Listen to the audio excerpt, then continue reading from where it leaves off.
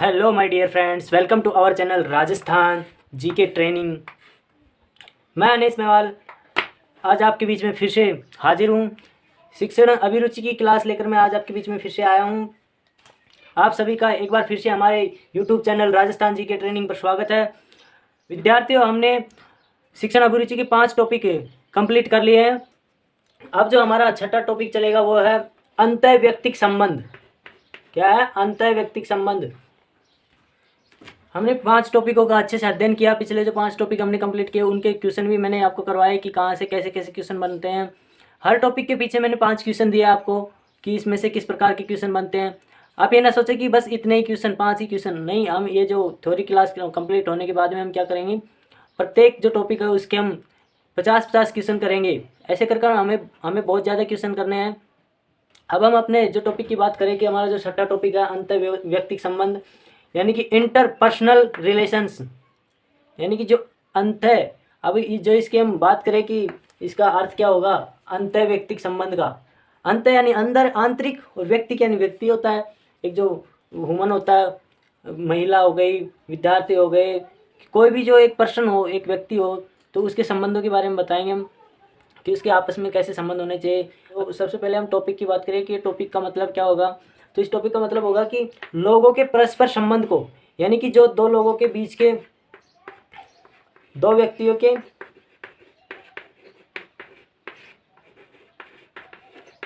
बीच के संबंध को क्या कहते हैं? अंतःव्यक्तिक संबंध। पर अब ये जो संबंध है वो किस प्रकार का संबंध होना चाहिए? स्थायी संबंध होना चाहिए। किस प्रकार का संबंध होना चाहिए? स्थायी संबंध होना चाहिए।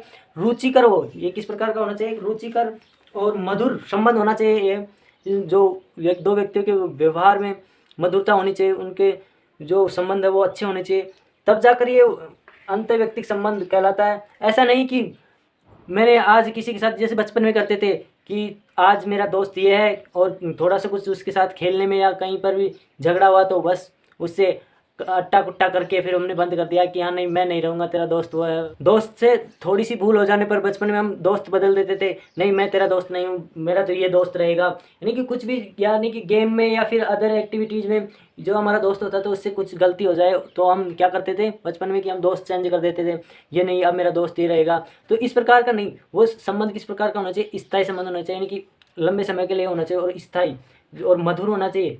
यानी कि यार मैं हूँ, ये तो क्या है, कुछ नहीं है, नहीं, मधुर संबंध होना चाहिए, आपसी भाव को समझना चाहिए। अब इसकी हम परिभाषा की बात करें कि जो अंतःव्यक्तिक संबंध है उसकी परिभाषा क्या होगी? इसकी परिभाषा होगी दो व्यक्तियों के बीच का संबंध जो स्थायी प्रवृत्ति का हो। यानी कि दो व्यक्तियों की हम बात करें कि दो दो व्यक्ति होंगे, वो किस प्रकार के संबंध से जुड़े हुए हो आपस में, ऐसा संबंध हो दोनों व्यक्तियों का कि जो दो व्यक्तियों के बीच का संबंध स्थायी प्रवृत्ति का होना चाहिए। किस प्रवृत्ति का होना चाहिए? स्थायी प्रवृत्ति का। ये नहीं कि अस्थायी, आज मेरा दोस्त ये है कल वो दूसरा है, ऐसे चेंज नहीं होता है, स्थायी होना चाहिए। संबंध जो है भाई बहन का हो, किसी भी प्रकार का संबंध हो, दोस्त का हो, जो भी संबंध हो वो क्या होना चाहिए? स्थायी संबंध होना चाहिए। तब जाकर अंतःव्यक्तिक संबंध यानी कि इंटरपर्सनल रिलेशंस बनते हैं। ये जो हमारा शिक्षण अभिरुचि का टॉपिक है वो बहुत ही महत्वपूर्ण होने वाला है विद्यार्थी, आज का जो है टॉपिक है। अभी हम इसके बाद में बात करें कि ये जो दो लोगों के बीच के संबंध से हमें क्या लेना देना। हमें तो पीटीटी की तैयारी करनी है, बीएसटीसी की तैयारी करनी है, हमारा तो बीएसटीसी में नंबर आया, हमें इन दोनों के बीच के संबंध से क्या मतलब है? विद्यार्थी, ऐसा नहीं है।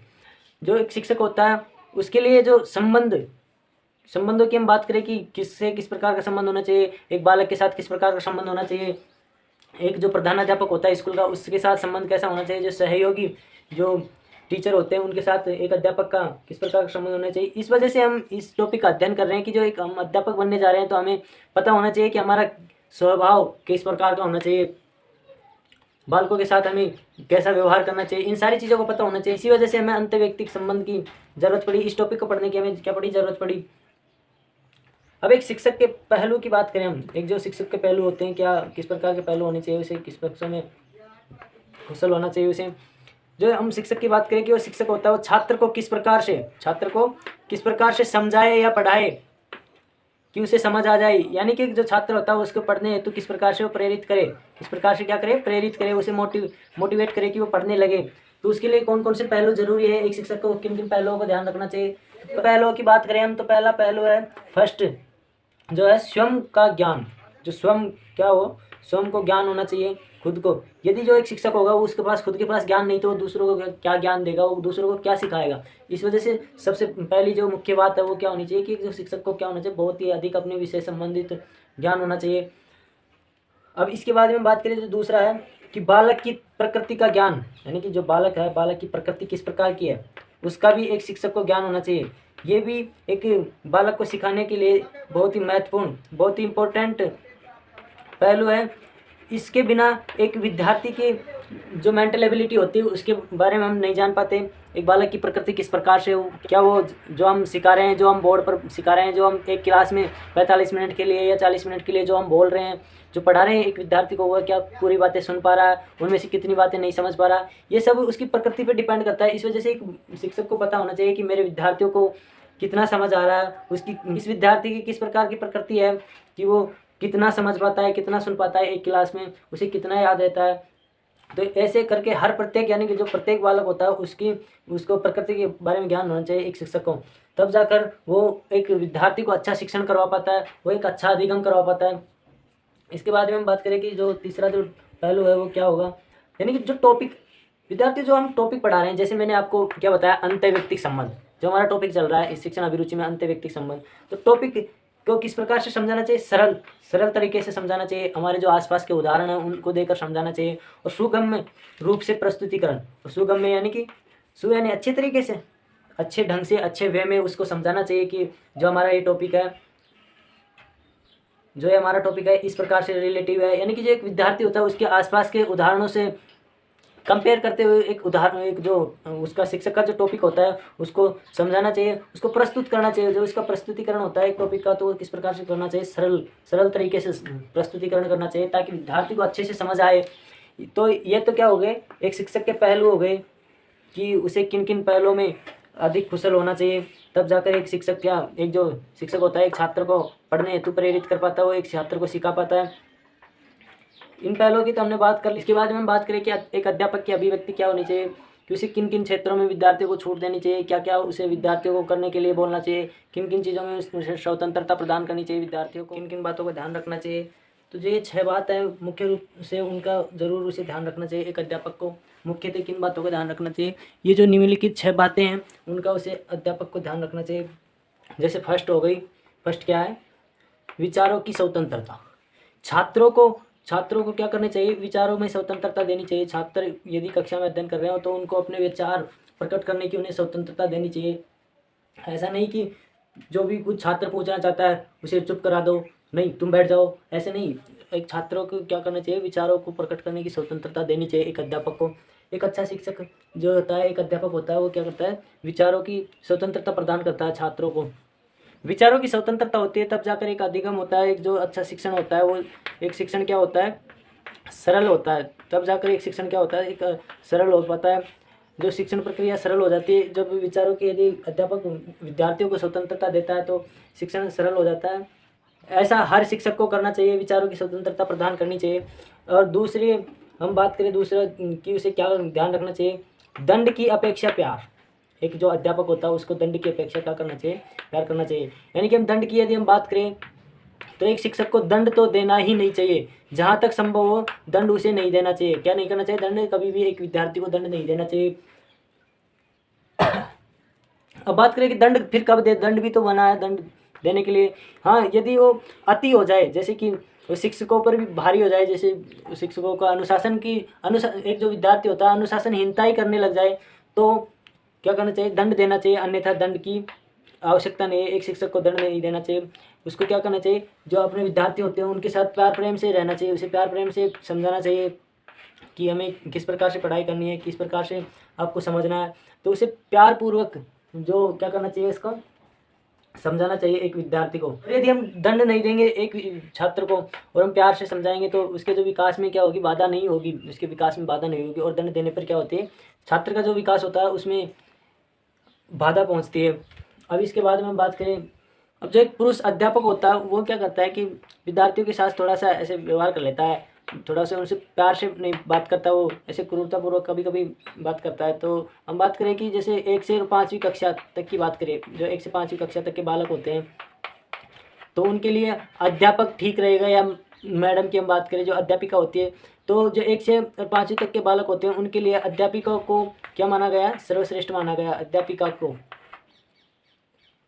अध्यापिका को ही क्या माना गया है? एक बालक जो 1 से 5वीं कक्षा तक के जो विद्यार्थी होते हैं उनको पढ़ाने के लिए एक अध्यापिका को चयनित किया जाता है अध्यापक की जगह, यानी कि अध्यापक की अपेक्षा एक अध्यापिका को क्या किया जाता है? चयनित किया जाता है।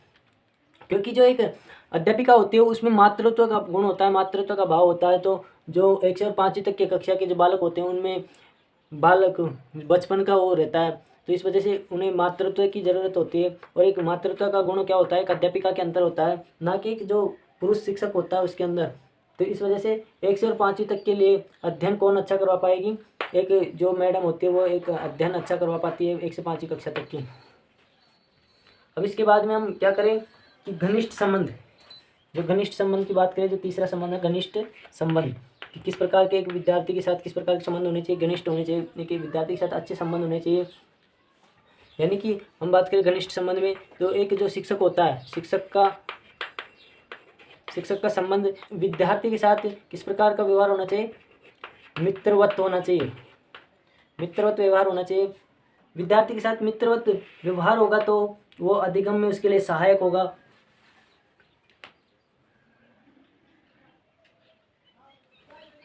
और मित्रतापूर्वक यदि व्यवहार रहेगा एक बालक के साथ तो विद्यार्थी क्या होता है? डरता नहीं है, विद्यार्थी शिक्षक से डरता नहीं है। और यदि एक शिक्षक विद्यार्थी को डराएगा तो वो क्या करता है? उसके उद्देश्य से भटक जाता है। तब एक जो शिक्षक होता है वो विद्यार्थी को डराता है या फिर विद्यार्थी उससे डरता है, तो जो विद्यार्थी होता है वो क्या करता है? वो उसके उद्देश्य से भटक जाता है। अब चौथा है व्यक्तिगत समस्या है। विद्यार्थियों जो इंडिविजुअल डिफरेंसेस पाई जाती हैं, जो इंडिविजुअल जो उसकी समस्याएं पाई जाती हैं, व्यक्तिगत जो प्रॉब्लम्स होती हैं उनका भी एक शिक्षक को ध्यान रखना चाहिए। व्यक्तिगत प्रॉब्लम्स की हम बात करें, जैसे कि आपने होमवर्क पूरा नहीं किया, आपने क्या नहीं किया? गृह कार्य पूरा नहीं किया, आपने पूरा नहीं किया, और दूसरे दिन आपसे सर पूछ रहे हैं कि आपने गृह कार्य पूरा क्यों नहीं किया, तो आप सर से बोल रहे हो कि सर मेरी क्या थी, माता जी बीमार हो गई थी, मैं उनको दिखाने के लिए ले गया था हॉस्पिटल में, इस वजह से मैं गृह कार्य नहीं कर पाया। और एक अध्यापक होगा कि वो ये बात सुनने के बाद में भी ऐसे बोल रहा है, मुझे कोई मतलब नहीं है तुम क्या कर रहे थे, तुम मर रहे थे, क्या कर रहे थे, मुझे होमवर्क चाहिए। ऐसा नहीं, एक अध्यापक को जो इंडिविजुअल डिफरेंसेज पाई जाती है, जो इंडिविजुअल जो प्रॉब्लम्स पाई जाती हैं उनका क्या रखना चाहिए? ध्यान रखना चाहिए। जो व्यक्तिगत समस्याएं हैं उनमें क्या करना चाहिए? उसे छूट देनी चाहिए। ऐसे नहीं कि उसकी व्यक्तिगत समस्याएं जो हैं उनको प्रॉब्लम्स को वो समझे नहीं, सुने नहीं, उसे सुनना चाहिए। आपने भी देखा है कि जो 2 प्रकार के शिक्षक होते हैं कि जिसने ऐसे बोल दिया, मान लो कि मुझे मतलब नहीं है, तुम्हारी माता बीमार थी या तुम मर गए थे, कुछ भी बोल दिया उसने, ऐसे क्रूरतापूर्वक उसने बोल दिया, उसे डांट दिया, तो आप भी सोचोगे यार कैसा शिक्षक है, उससे थोड़ा सा क्या हो जाएगा? चिड़चिड़ापन हो जाएगा, उससे पढ़ने का मन भी नहीं करता है। इस वजह से एक शिक्षक को क्या करना चाहिए? व्यक्तिगत समस्याओं में छूट देनी चाहिए। पर जो व्यक्तिगत समस्याएं, अब जो उनका कारण होता है उनको जांचना भी चाहिए। व्यक्तिगत जो समस्याएं का जो कारण होगा उनको जांचना चाहिए। ऐसा नहीं कि जैसे मैंने आपको एक बार उदाहरण दिया था कि एक विद्यार्थी रोज़ रोज़ लेट आ रहा है, तो बोल दिया कि सर बिल्ली रास्ता काट गई थी मेरा। तो जो कुप्रथाओं से जो चली आ रही हैं उनको छूट नहीं देनी चाहिए। और एक और मैं उदाहरण दूँ, जैसे होमवर्क नहीं किया और बोल दिया सर मेरी तो कॉपी को क्या थी, बकरी खा गई। क्या कर दिया? बकरी खा गई। अरे बकरी क्यों खा गई? क्योंकि उसने उसको उचित स्थान पर नहीं रखा कॉपी को। तो उनको थोड़ा ध्यान भी रखना चाहिए कि ये बच्चा बहाना बना रहा है या फिर सच बोल रहा है। तो इस प्रकार से व्यक्तिगत समस्याएं होंगी, उनमें क्या करना चाहिए? उसको छूट देना चाहिए। सब चीज़ों को मद्देनजर रखते हुए कि बालक है, जो विद्यार्थी है, वो बहाना बना रहा है या सच बोल रहा है। अब इसके बाद में 5वें जो उसकी बात करें अभिव्यक्ति की, कि आलोचना व पुरस्कार। आलोचना व पुरस्कार। आलोचना की बात करें तो आलोचना, एक शिक्षक के द्वारा आलोचना नहीं करनी चाहिए विद्यार्थी को, और उसे क्या करना चाहिए? पुरस्कार देना चाहिए, पुरस्कृत करना चाहिए। आलोचना और पुरस्कार की हम बात करें तो आलोचना और पुरस्कार परिस्थिति के अनुसार देना चाहिए। क्या करना चाहिए? परिस्थिति, यदि हम परिस्थिति किस प्रकार की है उसको देखते हुए एक विद्यार्थी की क्या करनी चाहिए? आलोचना करनी चाहिए और उसे पुरस्कृत करना चाहिए। पर आलोचना की हम बात करें, हमने बताया था कि दंड जो होता है, आलोचना जो होती है जो विद्यार्थियों के सामने नहीं करनी चाहिए। विद्यार्थियों के सामने एक किसी विद्यार्थी की आलोचना नहीं करनी चाहिए, दंड नहीं देना चाहिए। उसे आप खोपचे में यानी कि बगल में ले जाकर समझाना चाहिए कि ऐसा नहीं करता है, उसे डांटना भी चाहिए। और दंड दो तो आप उसे सबके सामने मत दो। ऐसा नहीं कि प्रधानाध्यापक के सामने प्रार्थना में आपने बुला लिया उसको, कौन था रे वो कल उसने जो हेडपम्प पे वो की बदमाशी की हो, जो भी कुछ जो उसने दीवार पे जो लिखा वो कौन था, और उसको वहीं 2-4 सपाट लगाए और बिठा दिया। तो इससे क्या होता है, एक बालक में क्या होती है, कुंठा पैदा हो जाती है। वो हमारे से एक जो उस प्रकार के शिक्षक उससे क्या करता है, वो चिढ़ता है। फिर उसके जो शिक्षण में हो तो वो बाधा आती है। इस वजह से जो आलोचना और पुरस्कार परिस्थिति हो जैसी वैसी परिस्थिति के अनुसार करनी चाहिए। आलोचना कब करनी चाहिए, पुरस्कार कब देना चाहिए। तो ऐसे एक शिक्षक को विद्यार्थी को पुरस्कार अधिक देना चाहिए, यानी पुरस्कृत अधिक करनी चाहिए, उसकी जो बढ़ाई होती है वो अधिक करनी चाहिए आलोचना की अपेक्षा। छठा है मोस्ट इम्पोर्टेंट है, जो शर्मिला व उदंड। शर्मिला और उदंड की बात हम करें, किस एक तो जो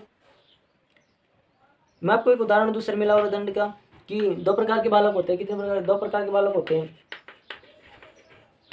एक तो वह शर्मिला जो कि कुछ प्रश्न भी नहीं पूछता, चुपचाप क्लास में बैठा रहता है, वो प्रश्न भी नहीं करता और चुपचाप क्या करता है, क्लास में बैठा रहता है। वो तो हो गया एक, तो इस प्रकार का शर्मिला हो गया। एक हो गया उदंडी टाइप का। उदंडी टाइप का बालक वो हो गया जो क्या करता है, 10 बार तो क्या करता है, 10 बार तो क्या करता है, पानी के लिए जाता है, पानी पीने के लिए, सर में पानी पियाऊँ वो करने के लिए जाता है। और जैसे टंकी यहाँ पर है, कहाँ पर टंकी, पानी की टंकी यहाँ पर है, तो वो आया 5 मिनट उसमें लगा दी, और फिर वो पानी पी के फिर पता है कैसे जाएगा, वो इधर से घूमता हो, इस क्लास में देखा, उस क्लास में यहाँ से घूम गया, ऑफिस के सामने से नहीं गया, इधर से फिर ऐसे पहुँचता है। यानी कि जो 5 मिनट का रास्ता था उसमें क्या करता है, वो 15 मिनट लगाता है। तो एक तो उदंडी टाइप का इस प्रकार का बालक होता है। और क्लास में यदि कोई बोलता है कि उत्तकों से मिलकर अंगों का निर्माण होता है, तो फिर वो उदंडी टाइप का बालक क्या करता है, बार बार क्वेश्चन करेगा कि सर उत्तक क्या होता है। उसको समस्या हुई, उसको प्रॉब्लम हुई, तो वो बोलता है उत्तक क्या होता है। फिर उत्तक के बारे में बताया कि कोशिकाओं से मिलके उत्तक बनते हैं। फिर पहुंचता है सर कोशिका क्या होती हैं। तो ऐसे वो क्या करता है, क्वेश्चन पे क्वेश्चन करता जाता है। इस प्रकार का उदंडी बालक होता है। हम बात करें कि जो ये मनोवैज्ञानिक दृष्टि से किसका, यानी जो शर्मिला और जो उदंडी बालक होगा, जो तो इन दोनों में से हम मनोविज्ञान की दृष्टि से हम देखें तो इसमें इन दोनों में से किसका अधिक क्या होगा, विकास होगा। इन दोनों में से सबसे ज़्यादा आपके अनुसार किसका अधिक विकास होगा। तो इसमें मनोवैज्ञानिक की दृष्टि से हम देखें तो इसमें किस प्रकार के बालक का विकास ज़्यादा होगा। जो उदंडी टाइप का जो बालक होगा उसका विकास ज़्यादा होगा, क्योंकि वो चंचल होता है, वो कुछ भी पूछ लेता है, जो उसको प्रॉब्लम हो, जो समस्या हुई वो सब उसने पूछ ली। और एक जो शर्मिला जो बालक होगा वो प्रश्न ही नहीं करेगा, वो चुपचाप रहेगा। तो एक विद्यार्थी, एक जो शिक्षक होता है उसको इतनी छूट देनी चाहिए कि बालक अपना विचार व्यक्त कर सके, जो उसे समस्याएं हैं उनको वो पूछे। जिज्ञासा प्रवृत्ति का होना चाहिए एक बालक को, क्योंकि जिज्ञासा प्रवृत्ति का इस वजह से होना चाहिए कि हम बात करें कि जो समाज की जो प्रयोगशाला होती है, समाज की